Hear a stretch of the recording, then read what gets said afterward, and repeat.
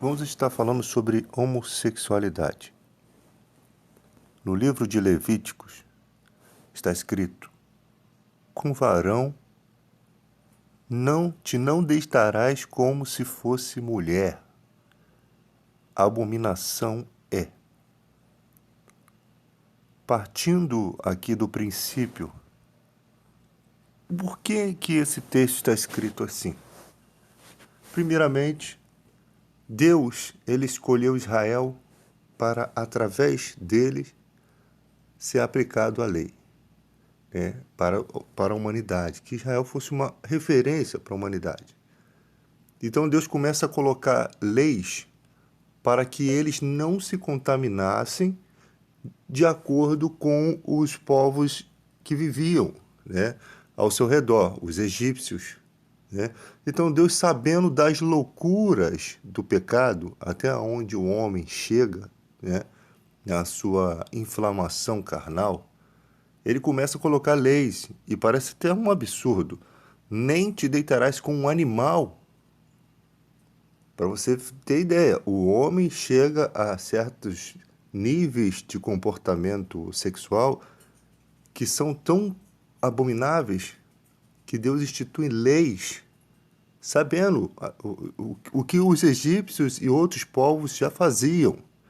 Você imagina você nascendo numa cidade como Sodoma e Gomorra, por exemplo, e você nasce naquela cidade já contaminado pelas leis do lugar. Tudo é permitido. Então, onde vai entrar a lei de Deus num lugar que está totalmente contaminado? Porque você já nasce naquele contexto, já nasce, às vezes, o cara já sendo abusado sexualmente, já achando que a vida é aquilo. Então é uma bagunça só e não tem espaço para Deus no coração, porque a pessoa já nasce inflamado e contaminado pelo mal ali, pelo pecado. Que o mal está ali envolvendo tudo aquilo, né? E então, a primeira coisa que a pessoa tem que entender é a percepção do que é ou não é pecado. Se o homem pudesse se deitar com outro homem, muitas pessoas iriam questionar a Deus se a lei de Deus permitisse. Porque os médicos sabem que na anatomia humana, o que se usa para sexualidade entre dois homens não é um aparelho reprodutivo. Então, pela natureza, pelo natural, o homem tem capacidade de compreender que Deus está certo em não permitir que um homem se deite com outro homem. Porque não é um aparelho sexual que é usado nas relações sexuais. Pela natureza, simplesmente, se não houvesse a lei, a pessoa seria capaz de compreensão pela natureza. Fora outros requisitos, né? Outras coisas, né? Lugar onde tem sujeira, onde tem bactérias, causaria doenças. Então você percebe que a sodomia, essa prática, tanto para homo ou quanto para heterossexual, é pecado. Os sodomitas não herdarão o reino de Deus. Agora, vamos entender uma coisa. Pelas falas de Jesus Cristo, ele disse: o que é nascido na carne, da carne é carne. O que é nascido do espírito é espírito. A pessoa, quando ela está em Cristo, ela é uma nova criatura. Ela é uma nova criatura. E o Espírito Santo é um só para todas as pessoas.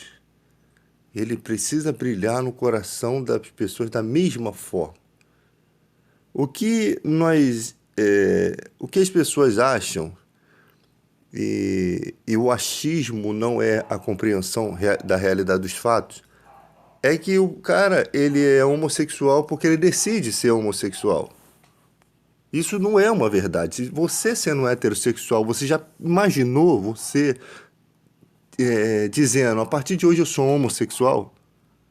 Lógico que não. Então dá para se perceber que há alguma coisa errada nessa compreensão. Porque Não tem como um heterossexual dizer, a partir de hoje eu vou ser homossexual. Isso vai contra a própria a integridade dele, ele está ferindo a sua própria integridade, ele não tem como escolher isso. Então, há algum sentimento envolvido, há desejos envolvidos, há coisas que modificaram e nós não sabemos que coisas são elas. Que influência o mundo espiritual exerce, se há algum problema. Então, a pessoa, você sabe que tem gente que não se aceita como homossexual. Existem pessoas que se aceitam e tem gente que não se aceita. Não se declara, não se aceita. Mas o ponto máximo que eu quero te dizer é que Deus não deixa de amar as pessoas por elas serem pecadoras. Ele não quer que as pessoas vivam no pecado, porque Jesus se manifestou para tirar os pecados do mundo. Então, eu não sei se eu posso até usar esse texto, né? Que nada é impuro, salvo para aquele que acredita ser, porque o problema é a lei que está na mente dessa pessoa. Ela entende que aquilo está certo, está errado. Ela entende que aquele caminho não pode ser o caminho trilhado por Deus. Quando você nasce do Espírito, você se inclina para as coisas do Espírito. É uma libertação que as pessoas precisam ter. Porque, primeiro, há uma diferença muito grande entre quem não nasceu do Espírito e quem nasceu do Espírito. Primeiro, quando você lê os textos bíblicos, Jesus já começa a falar da destronização de Satanás. Né? Se eu expulso os demônios pelo dedo de Deus, certamente a voz é chegar do reino de Deus. Quando o valente guarda armado a sua casa, em segurança está tudo quanto tem. Mas sobrevindo outro mais valente do que ele, o vence-o, tira-lhe toda a armadura em que confiava e reparte seus despojos. Quem não é contra mim, quem não é comigo é contra mim, quem comigo não ajunta espalha. Quando o espírito imundo tem saído do homem, anda por lugares secos, buscando repouso, e não o achando diz, tornarei para minha casa de onde saí. Chegando a achar varrida e adornada, então vai e leva consigo outros 7 espíritos piores do que ele, e entrando habitam ali, e o último estado desse homem é pior do que o primeiro. Nós percebemos que no Novo Testamento, Jesus já destronizando o mal, porque ele é mais valente do que o próprio Satanás, o demônio, os demônios, o império das trevas, ele tem uma certa valentia a ponto de guardar armado a sua casa. Ele considera o ser humano como sua morada. Ele não possui corpo. Então, por que ele faz isso? Porque ele acha o lugar, né? Quando o espírito sai do homem, ele retorna, né? E anda por lugares secos buscando repouso, não acha, e ele diz, tornarei para minha casa. E chegando na sua vida, ele acha tudo adornar, tudo varrido, tudo normal, mas sem a presença de Deus, sem nenhuma resistência espiritual, porque ele é o príncipe desse século. Então ele leva 7 espíritos para dominar você. Então ele habita, e o último estado desse homem é pior do que o primeiro. Então, quando você vem para Jesus, saiba que o mais valente do que o valente está destronizando o mal na sua vida. Então tem que haver uma libertação. Tem que haver uma libertação na sua vida. Não estou falando que é libertação da homossexualidade, estou falando libertação geral, de tudo, de todo o pecado, da consciência do pecado, da consciência do mal, de tudo, de tudo. A partir daquele momento você está em Cristo, você é nova criatura. Colossenses 1,13, ele nos tirou do império das trevas e nos transportou para o reino do Filho. A partir daquele momento, você espiritualmente nasceu de novo. Não que você não tenha pecados, não que você não tenha desejo, não é isso que significa. É que as leis de Deus são escritas no seu coração. E você passa a ser conduzido pelas leis de Deus. Ele escreveu as leis dele no seu coração. O Espírito Santo começa a te ensinar a vencer o pecado. Ele te mostra o que desagrada a Deus, pelo caminho que você precisa andar. E isso é com todo mundo. Não pode ser com uma parte de pessoas só. Quem está em Cristo, nova criatura é. As coisas velhas se passaram, eis que tudo se fez novo. Essa é a palavra poderosa de Deus. Tudo se fez novo. Quando ele fala isso, ele não está estipulando metade vai ser nascido de novo e metade não vai. Está dizendo que quem é nascido. Se você é nascido de Deus, com certeza você se inclina para as coisas de Deus. Com certeza o Espírito Santo vai trabalhar na sua vida, te dando a consciência e te libertando, te dando forças. Porque maior é o que está em nós do que o que está no mundo. É preciso você acreditar nas Escrituras, né? Então, o poder de Deus dentro de você é o que vai fazer você destronizar o mal, o Jesus destronizar o mal por você, porque a gente não tem capacidade de vencer o valente. Só quem é mais valente do que ele. Então Deus os tira do império das trevas, Colossenses 1,13, e transforma para o reino do Filho. Você é selado pelo Espírito Santo, tem a marca. Aí a partir de hoje vamos ver o que é realmente, o que eram aquelas coisas que faziam a pessoa ir pelo caminho errado, se elas são destronizadas. O mal, você tem passagem na Bíblia aqui, no próprio Lucas, que 11:14, né? Um menino aqui, mudo, que quem causava a mudez dele era o demônio. Em Lucas 13:10, uma mulher encurvada, que quem causava a corcunda dela, fazia ela ficar corcunda, era o espírito de enfermidade. Então você vê as atuações do mal sobre o corpo humano. Você imagina, ele pode causar, fazer uma pessoa ficar corcunda, ele pode fazer um jovem ficar mudo, ele pode jogar um jovem na água e no fogo para o matar, causar tendências suicidas. Imagina o que o mal pode fazer, os demônios podem fazer na vida das pessoas. Na mente, na consciência. Nós não sabemos todos os ardis de Satanás, nós não entendemos. Nós não podemos dizer algumas coisas a Bíblia nos relata do que o mal, ela não dá todos os relatos do que o mal é capaz de fazer na vida das pessoas.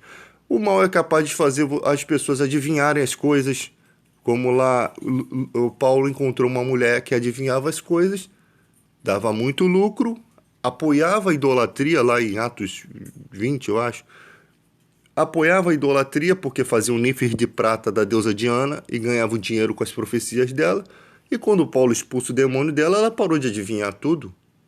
O demônio que fazia essa influência espiritual na vida dela. Agora você imagina, você nasce com um dom que você acha que é divino, até o dia que você encontra um servo de Deus e descobre que aquele dom não tem nada de divino. Porque se fosse de Deus, ninguém podia expulsar, né? O dom, ninguém pode tirar o dom de você se não é de Deus. Se o dom é de Deus, não tem como. Então nós não sabemos toda a capacidade do mal. Nós entendemos algumas coisas que são citadas na Bíblia, mas a compreensão que Deus quer nos dar é que o mal exerce influência sobre a humanidade. O mal, vou repetir, o mal exerce uma grande influência sobre a humanidade. É isso que Jesus está querendo nos mostrar. Que o homem sem o Espírito Santo, ele não tem forças. Agora, quando você é liberto, quando você aceita Jesus, você é nova criatura, ele te tira do império das trevas, te transporta para o reino do Filho, te sela, Efésios 2:3, te sela com o Espírito Santo, com a marca do Espírito Santo, o selo da promessa. Você se torna propriedade particular de Deus, você se torna co-herdeiro com Cristo, você vai reinar com Cristo. A libertação, para quem vai viver na fé, o prêmio da sua vocação, o prêmio é muito grande. Por isso que a luta também é grande. Você vai reinar com Cristo, você vai ter uma coroa não igual a de Cristo, porque ele é rei dos reis e senhor dos senhores. Mas você é co-herdeiro, você herda a mesma vitória de Jesus que ele alcançou no Calvário, de ser rei dos reis e senhor dos senhores. Ele herda e você herda junto com ele, como um co-herdeiro, porque você se torna um colaborador, um cooperador da obra, né? Às vezes você pensa assim, por que que Paulo sofreu mais do que os outros? Porque talvez Deus queria colocar Paulo num local celestial, né?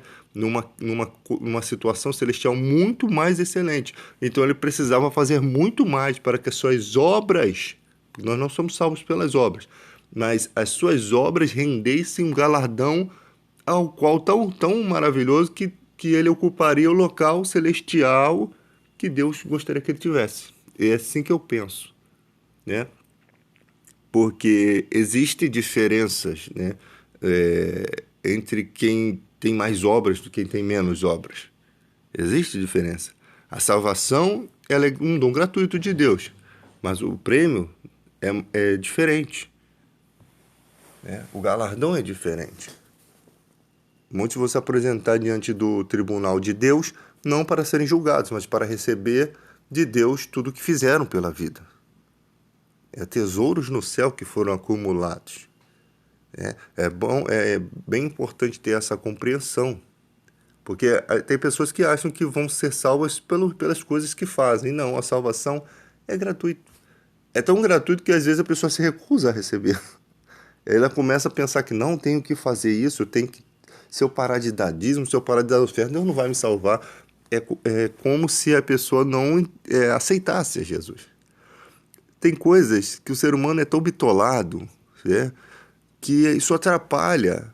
A fé não tem nada a ver com o sentimento. Se Jesus está dizendo, se confessardes os pecados e deixar o pecado, você alcança a misericórdia. Mas tem gente que foi ensinado assim, se você fez um voto a Deus e não cumpre, Deus está contra você, você está contra Deus. Aí aquela pessoa ela começa a fazer o voto, né? Isso na mente dos perversos aí do evangelho. E não dá resultado, nem pode dar resultado, porque Deus não vai apoiar uma obra suja. E aquela pessoa começa a voltar ao passado, ela começa, então, o culpado sou eu. É alguma coisa que eu fiz que está me atrasando nisso aí, alguma coisa que eu fiz está me empatando de Deus me ouvir. Aí começa a ler texto, os nossos pecados fazem separação, impede a Deus de nos ouvir, fazem separação entre nós e Deus. E ela começa a se enrolar toda naqueles textos bíblicos que ela mal entende. E o mal na mente dela ali, ó, só trabalhando. E ela sempre tem uma visão ruim de Deus. Ela não aceita, que é simplesmente confessar e deixar o pecado. Você confessa um pecado hoje, você deixa, aí você vai seguindo. Lá na frente tu cai no mesmo pecado, cara. O ser humano é totalmente estúpido. Cai, mas não quer dizer que você não vai alcançar misericórdia de novo. Quer dizer que Deus, ele conhece o seu coração, ele sabe que você não está tentando lhe passar a perna. Deus é muito sábio. Lógico que não precisa nem dizer muito sobre isso. Porque Deus conhece o nosso coração, sabe dos nossos esforços, sabe dos nossos desejos, da nossa intenção, da nossa motivação. Ele vê a sua luta, ele vê que você não quer, ele sabe que você erra por ter natureza fraca, mas ele vê que você não quer, então ele te ajuda. Então ele te ajuda.